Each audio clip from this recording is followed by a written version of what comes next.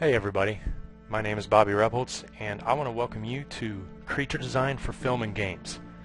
I'm really excited to be here and to teach this course, and I'm hoping that at the end of this course you will have a better understanding of creatures and have a lot more fun designing them.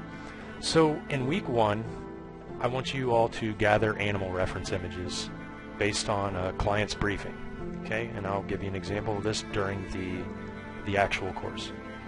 So collecting animal references is important for a creature designer because it enables us to see not only what is out there in the real world, but it gives us a sense of how our creature can have believability by anatomy, and anatomy is very, very important. Week 2, we're going to jump into the messy side of sketching, and this is so much fun. We're going to be loose with it, we're going to have fun with it, and it's not going to be a lot of details. Everybody's sketches are going to look different, and we will not worry about making them pretty, and that's the fun part. In week 3, it's all about anatomy and muscles, skeletal structures, etc.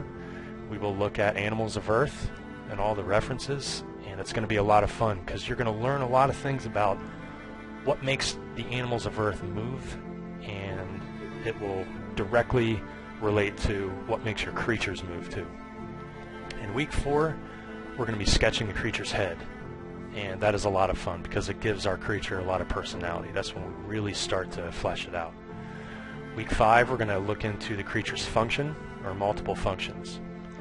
We can all draw creatures and just by plopping it on paper, but why is it there? We have to ask ourselves, what is it doing? Is it protecting a city from another monster? Does it have to kill a lot of enemies? Is it a dragon? Does it breathe fire? We have to think about all these things. In week 6, we'll be narrowing down our choices to one creature, and we're going to begin finalizing it with more details and a more refined look. And this is a lot of fun too. We all want to jump into details first, but we have to have patience for this because getting the basic shape down and the form language is really going to help put the details on later. In week 7, we will sketch a detailed headshot, and this is a really cool part because we can put in the personality for the creature. This is a lot of fun. Week 8, and this is really important, we're going to put all the things we learned together. We're going to show our headshot, we're going to show our function of the creature, and we're going to show multiple sides of our creature.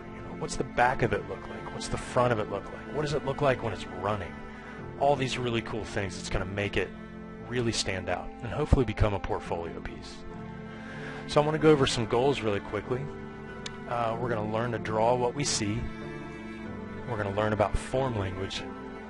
And above all, we're going to design with purpose. I hope you all enjoy this course. I'm really excited to teach it and to see what all of you come up with.